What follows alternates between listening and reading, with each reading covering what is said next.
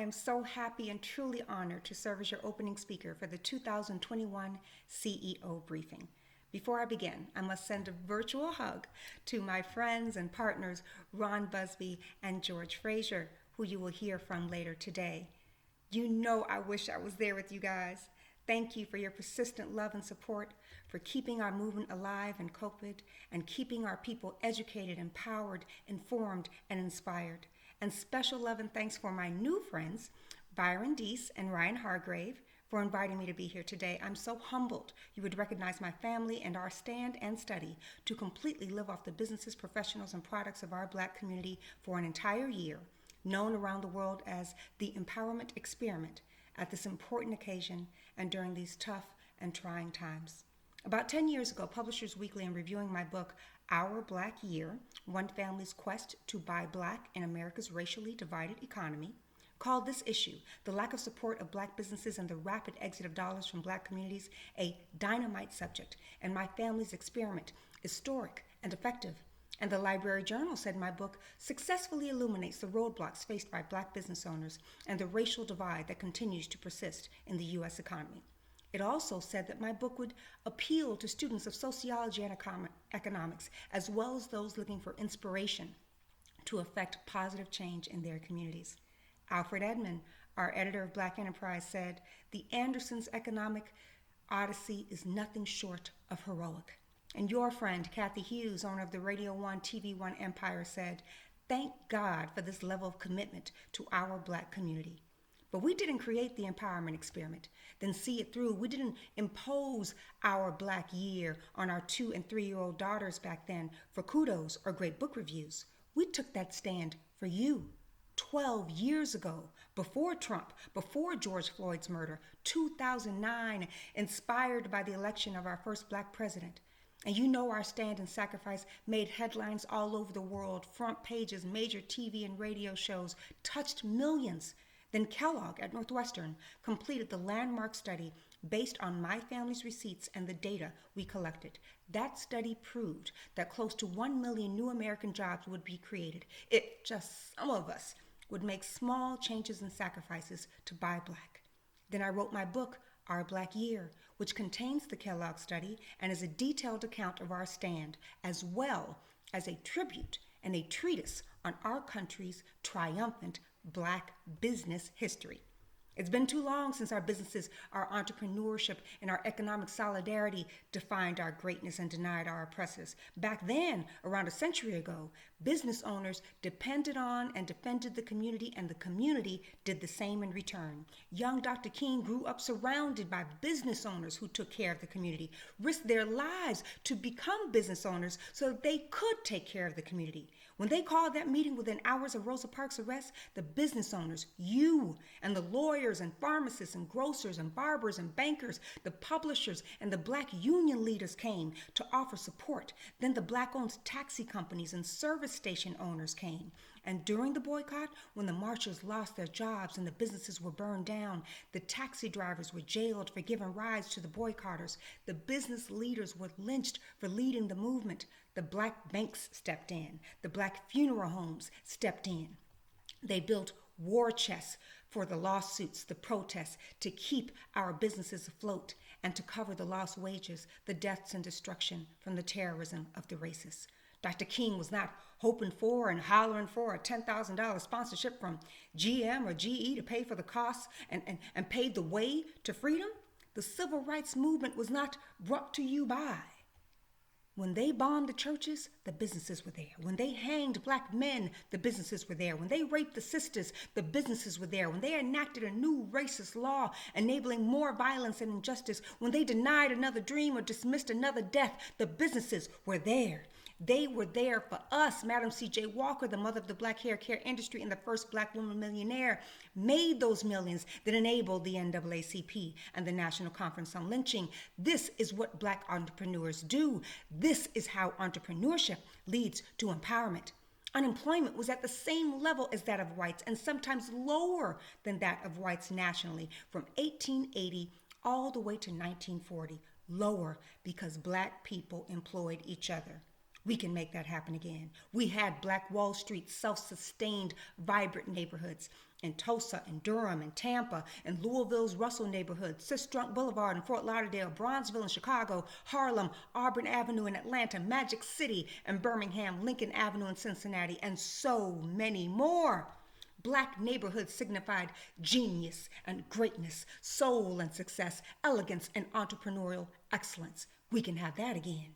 Black businesses equaled black power, and that's why racists and supremacists so vehemently and violently resisted the success of the black business community. Over 90% of the thousands of lynchings that happened during Reconstruction and Jim Crow were of business owners. Economic terrorism. When that area they called Black Wall Street in Tulsa was bombed, then burned by racists, crowds watched the destruction of that vital and vibrant community, called it a Negro barbecue. Reverend George Lee, a prominent leader in Mississippi's black community, ran a prosperous printing business and a grocery store. He organized the first Mississippi branch of the NAACP in 1953, along with his friend Gus Quartz, another grocery store owner. Lee and Quartz, proud black business owners like all of you, registered hundreds of black voters. Those two grocers decided to spend their time and money, risk their lives and livelihoods so that those folks who did not have money and power could vote. For that, the two business owners, one of whom was a preacher, were threatened. But they fought on for us. They fought on for me, for you, Ryan. Lee, the preacher, was shot and killed fighting for you. Quartz, he was shot too, but he lived. Then the local white bank stopped lending to him, and the local white gas station stopped servicing him. See, when they couldn't kill the business owner, they tried to kill his business. But hear me, Quartz started pooling money within his black community so that they could purchase their own gas station, and they did. And Quartz survived, and his business thrived, and he kept supporting the NAACP and kept fighting for the vote, and black people in Mississippi were able to vote. Bottom line, as I close this history lesson, black businesses helped make life better for tormented black Americans when racist systems would not. Black entrepreneurs united made America better when racist structures could not. Let's unite like they did and fight for an America, a post-COVID America with all kinds of people shopping at a retailer or grocer started by a black family, like Mr. Lee's family. In the post-COVID America, all kinds of people are looking for black franchises and consumer goods brands and designers, growing black family-owned global conglomerates, depending on our expertise and professionals, banking with us, staying in our hotels just like we do everyone else. Let's unite, all of us, for an America where an already broken and bereft black neighborhood is not the only place where every other ethnic group and majority enterprise can set up shop and achieve the American dream. How about an America where there's some reciprocity for that? Manifest in thriving black-owned businesses in Little Italy, Chinatown, Koreatown, Greektown, downtown, and the affluent, predominantly white suburbs. Why not? An America where it's not a ridiculous notion to a black child that someone like her can own a grocery chain or a drugstore, that the toaster her mama buys at Walmart, the paint her uncle got at the Home Depot was possibly made by a black family company, where that black child can go to the corner candy store or bakery and see an owner who looks like and looks out for her. An America where middle-class, working-class black families and black-owned businesses, storefronts, and professionals are welcomed, a draw, not a deterrent or a disturbance, in burgeoning and beautiful neighborhoods. But how dare we, how do we see victory in and after COVID? Where's success after this struggle? In those last days of King, after the bus boycott, after the March on Washington, after the Civil Rights Act, after integration, King was worried about the future too. That our civil rights victories might have come at the expense of our business and economic ones. And that's why in his famous mountaintop speech that he delivered the day before he was murdered, King pivoted and spoke of our collective buying power and urged an economic withdrawal from the businesses that were discriminating against black workers and mistreating black customers. And not just that, King specifically fought for black businesses in that speech, not just the right to go to segregated white ones. King said, "We've got to strengthen black institutions. I call upon you to take your money out of the banks downtown and deposit your money into Tri-State Bank. We want a bank-in movement in Memphis, not just a sit-in. We're just telling you to follow what we're doing."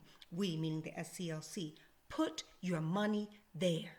He asked us to support these banks and businesses, Black institutions. He asked us to behave as and believe in the collective. That was his dying dream.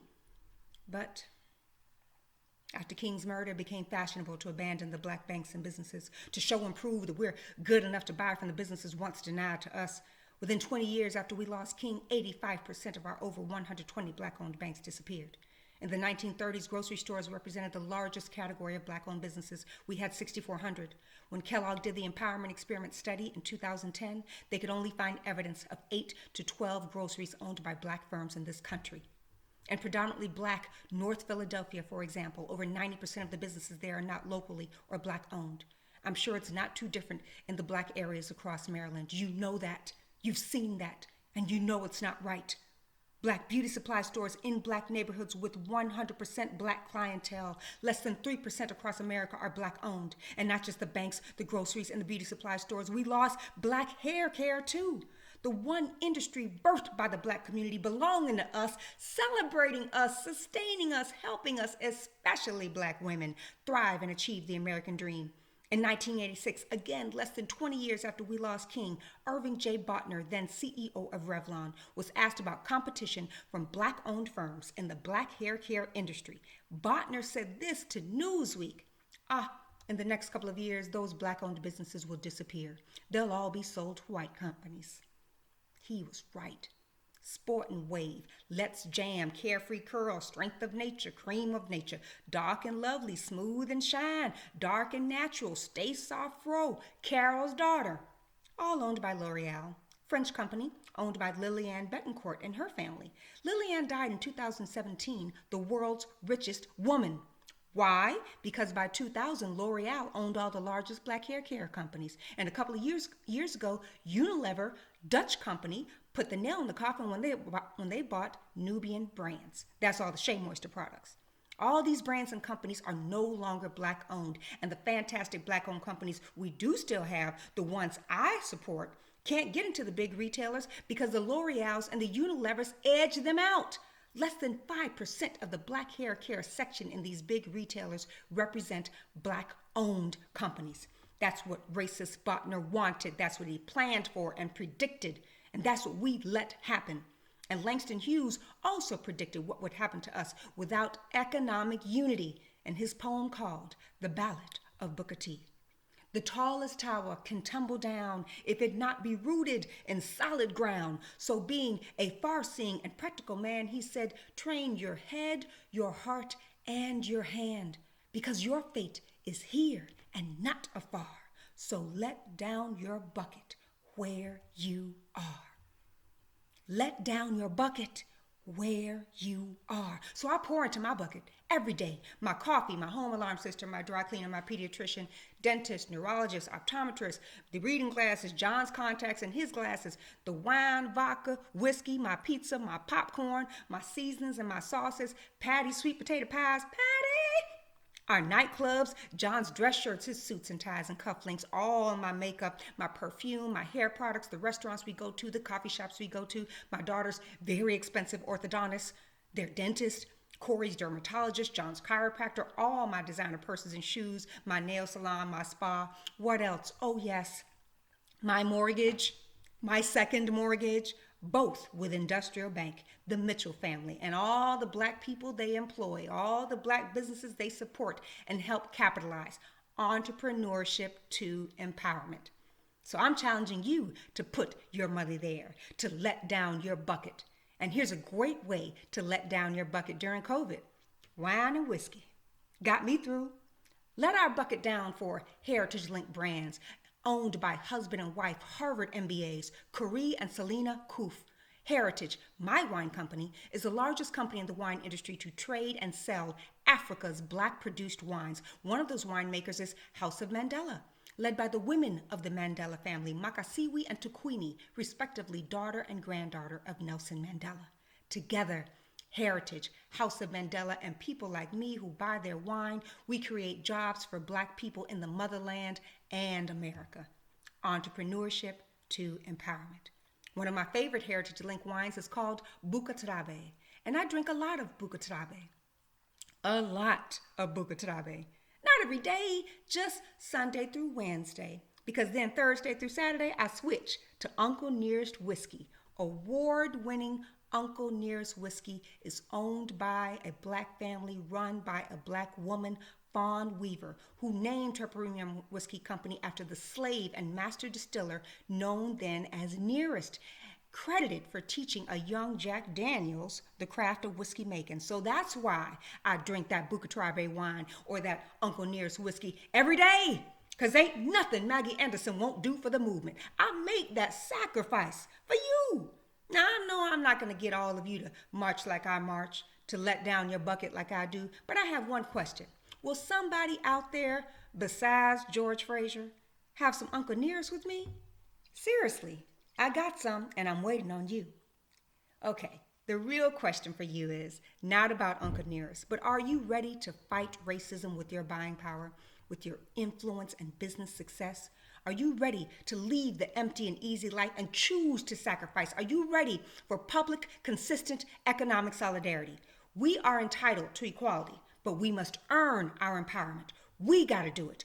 We have to start that bank-in movement that Dr. King asked for. Our churches and HBCUs, all that money in Black banks. Join and sponsor our Black chambers. Subscribe to and advertise in our Black press. Buy all of our hair and beauty products from Black-owned companies. Make sure all our professional services, accountants, doctors, lawyers, financial advisors, contractors come from our community. Make sure we visit local Black businesses at least 3 times a month. That's how we seize victory after COVID. On the blood of those lynched, of Tulsa, of Mr. Lee, I say the future after COVID is about a return to that open and aggressive unity and solidarity, collective investment, and community empowerment. It's our soul, our success factor, our saving grace.